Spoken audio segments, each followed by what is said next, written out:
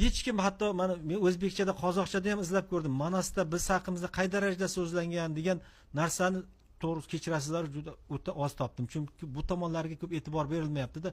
Aslida bu doston o'sha Tunyuqda, Kultigin bitik toshlarda aytilgan Tabg'achga Xitoy xalqidan ehtiyot bo'l, savdo sotig'ingni qil, lekin shirin so'ziga uchma bularning degan tomonlari bor edi. Mana shuni bu yerda aytyapti. Keyingisini ko'raylik-da.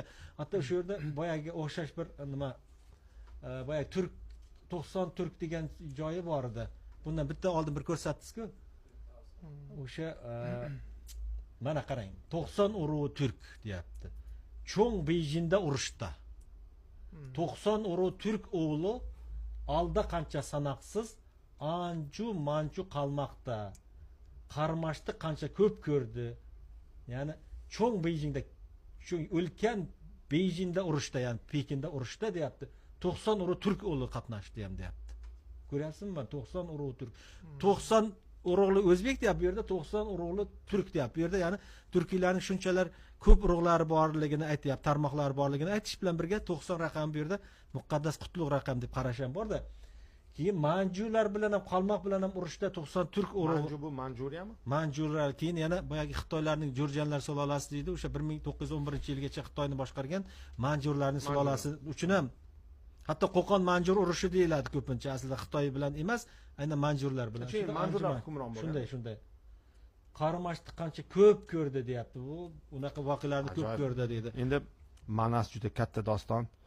1 soat suhbat qildik, lekin to'g'risi Manasga kira olmadim. Buni biz yana qaytadan o'rganib chiqsiz bilan alohida suhbat qilamiz. Bir ikkita she'rlari bor edi, shuni buni o'qib bersin-da. Bobombek yaxshi biladi. Men endi va chunki juda ko'p savol keldi hozir. Albatta. Mana shu she'rlarni o'qigandan keyin biz savollarga o'tamiz. Birinchidan to'g'risini aytaman, biz uchun biz albatta maktabda o'qiganmiz Manasni. Qirg'iz qardoshlarimizning buyuk episi deb bilardik doim. Lekin endi kashf qildik. Ochig'i qirg'iz qardoshlar haqiqatan juda buyuk doston bor ekan. Biz mana men o'zim shaxsan endi tushunyapman, bu qandaydir boshqacha, bu yerning g'oyasi ham boshqacha-da.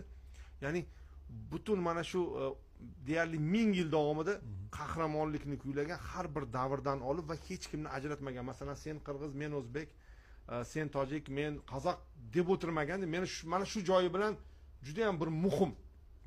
Ushbu doston ya'ni millatchilik emas, aksincha millatlarni birlashtirish bo'yicha juda katta xizmati bor ekan bu doston.